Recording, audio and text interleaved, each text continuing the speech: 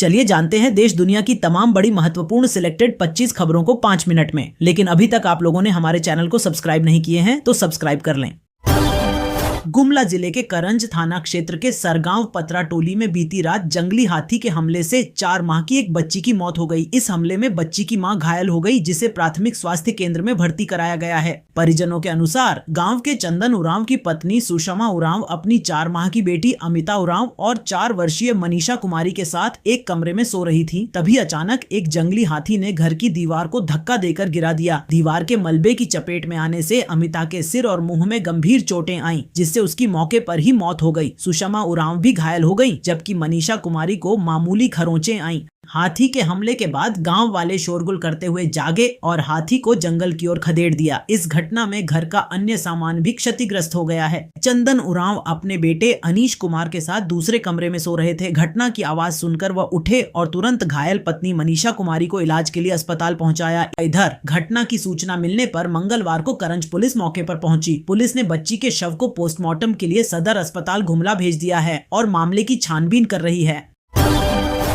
Cyclonic circulation के प्रभाव से झारखंड के कई जिलों में सोमवार को मौसम का मिजाज बदला हुआ नजर आया। राज्य के कई हिस्सों में बादल छाए रहे और कुछ इलाकों में झमाझम बारिश भी दर्ज की गई। बोकारो जिले में सबसे अधिक 24 मिमी बारिश रिकॉर्ड की गई, जबकि धनबाद में करीब 10 से 11 मिमी बारिश दर्ज की गई। जमशेदपुर के मानगो, आदित्यपुर और आसपास के क्षेत्रों में करीब आधे घंटे तक तेज बारिश हुई, जिससे कई सड़कों पर जलजमाव की स्थिति बन गई। सड़क किनारे सब्जी बेचने वाले दुकानदारों को सबसे ज्यादा नुकसान उठाना पड़ा, क्योंकि बारिश में उनकी सब्जियां खराब हो गईं। वहीं कई जिलों में दिन भर आंशिक बादल छाए रहने से उमस भरी गर्मी भी महसूस की गई। मौसम विज्ञान केंद्र के अनुसार 10 और 11 मार्च को भी झारखंड के कई जिलों में मेघ गर्जन के साथ बारिश होने की संभावना है। 10 मार्च को रामगढ़, बोकारो, गिरिडीह, धनबाद, देवघर, जामताड़ा, दुमका, गोड्डा, साहिबगंज और पाकुड़ जिलों में गरज चमक के साथ बारिश हो सकती है। बोकारो जिले में सबसे अधिक 24 मिमी बारिश रिकॉर्ड की गई, जबकि धनबाद में करीब 10 से 11 मिमी बारिश। प्रधानमंत्री किसान सम्मान निधि योजना के तहत देश भर के करोड़ों किसानों का इंतजार खत्म हो गया है। सरकार ने घोषणा की है कि योजना की 22वीं किस्त 13 मार्च को जारी होगी। काफी समय से चर्चा थी कि फरवरी के अंत तक या फिर होली से पहले किसानों को अगली किस्त मिल सकती है, लेकिन अब सरकार ने आधिकारिक तौर पर तारीख की पुष्टि कर दी। सरकार की ओर से बताया गया है कि पात्र किसानों के बैंक खातों में 2000 रुपए की राशि सीधे DBT यानी डायरेक्ट बेनिफिट ट्रांसफर के जरिए भेजी जाएगी। इस योजना के तहत देश के किसानों को हर साल 6000 रुपए की आर्थिक सहायता दी जाती है, जो 2-2 हजार रुपए की 3 किस्तों में सीधे खातों में भेजी जाती है। नेता प्रतिपक्ष बाबूलाल मरांडी ने राज्य की कानून व्यवस्था को लेकर सरकार पर जोरदार हमला बोला। उन्होंने तंज कसते हुए कहा कि इसे अबुआ सरकार कहा जाता है, लेकिन हकीकत में यह बबुआ सरकार बन गई है। मरांडी ने पाकुड़ और गिरिडीह में हुई हालिया घटनाओं का जिक्र करते हुए कहा कि राज्य में प्रशासनिक व्यवस्था कमजोर पड़ चुकी है और अधिकारी बेलगाम हो गए हैं। उन्होंने मांग की कि सदन के अन्य सभी कामकाज को स्थगित कर कानून व्यवस्था के मुद्दे पर विशेष चर्चा कराई जाए। इस पर संसदीय कार्य मंत्री ने जवाब देते हुए कहा कि सदन नियमों के अनुसार चलता है। कार्य मंत्रणा समिति की बैठक में विपक्ष ने इस मुद्दे को नहीं उठाया था, इसलिए फिलहाल सदन की कार्यवाही तय कार्यक्रम के अनुसार ही चलेगी। ओरमांझी थाना क्षेत्र में पुलिस ने गौ तस्करी के खिलाफ बड़ी कार्रवाई करते हुए 41 गौवंशीय बैलों और 4 पिकअप वाहनों को जब्त किया है। छापेमारी की भनक लगते ही तस्कर मौके से फरार हो गए। पुलिस को गुप्त सूचना मिली थी कि इरबा मदरसा मोहल्ला में कुछ तस्कर गौवंशीय पशुओं को पिकअप वाहनों में लौटकर पश्चिम बंगाल ले जाने की तैयारी कर रहे हैं। सूचना मिलते ही पुलिस टीम देर रात करीब 12:30 पर छापेमारी के लिए पहुंची। पुलिस वाहन को देखते ही तस्कर अंधेरे का फायदा उठाकर मौके से फरार हो गए। पुलिस ने मौके से 41 गौवंशीय पशुओं और 4 पिकअप वाहनों को जब्त कर लिया है। मामले में अज्ञात तस्करों के खिलाफ प्राथमिकी दर्ज कर आगे की कार्रवाई की जा रही है।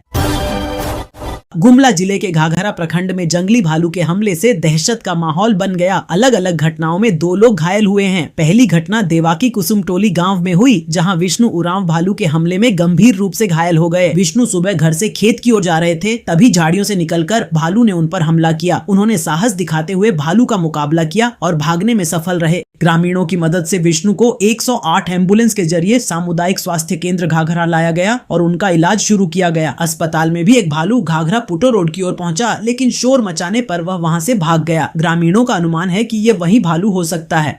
झारखंड में मुख्यमंत्री मनिया सम्मान योजना के तहत रांची जिले की महिलाओं को बड़ी राहत मिली है। फरवरी माह की सम्मान राशि लाभुकों के बैंक खातों में भेज दी गई है। जिले की कुल 3,87,174 महिलाओं के खातों में आधार आधारित डायरेक्ट बेनिफिट ट्रांसफर के माध्यम से प्रतिलाभुक 2,500 रूपए भेजे गए हैं। इस योजना के तहत कुल 96,79,35,000 रूपए की राशि का भुगतान किया गया है। इससे पहले जनवरी माह की सम्मान राशि भी लाभुकों को दी जा चुकी है। रांची के उपायुक्त मंजूनाथ भजंत्री ने कहा कि जिला प्रशासन यह सुनिश्चित कर रहा है कि सभी पात्र लाभुकों को योजना का लाभ समय पर और पारदर्शी तरीके से मिले। उन्होंने कहा कि यदि किसी लाभुक को राशि प्राप्ति में समस्या आती है तो उसका त्वरित समाधान किया जाएगा ताकि योजना का लाभ सभी पात्र महिलाओं तक सही समय पर पहुंच सके।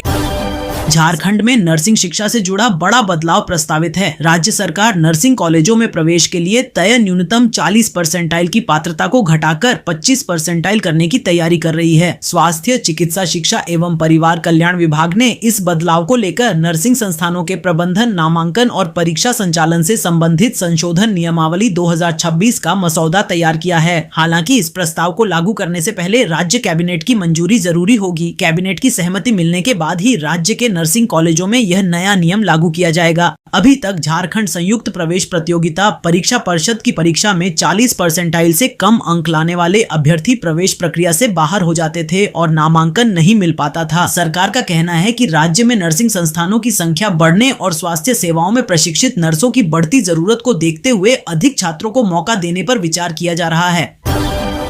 झारखंड कर्मचारी चयन आयोग द्वारा आयोजित झारखंड उत्पाद सिपाही प्रतियोगिता परीक्षा 2023 की लिखित परीक्षा 22 मार्च 2026 को प्रस्तावित है, लेकिन अभ्यर्थियों ने अब परीक्षा की तिथि बदलने की मांग उठाई है। अभ्यर्थियों का कहना है कि 21 मार्च को आदिवासी समाज का प्रमुख पर्व सराहुल मनाया जाएगा, जो प्रकृति पूजा और आदिवासी नववर्ष के रूप में बेहद महत्वपूर्ण माना जाता है। उन्होंने कहा कि परीक्षा की तैयारी और यात्रा के कारण हजारों अभ्यर्थी इस महत्वपूर्ण पर्व में शामिल नहीं हो पाएंगे, इसलिए परीक्षा को मार्च के अंत या अप्रैल में कराने की मांग की गई है।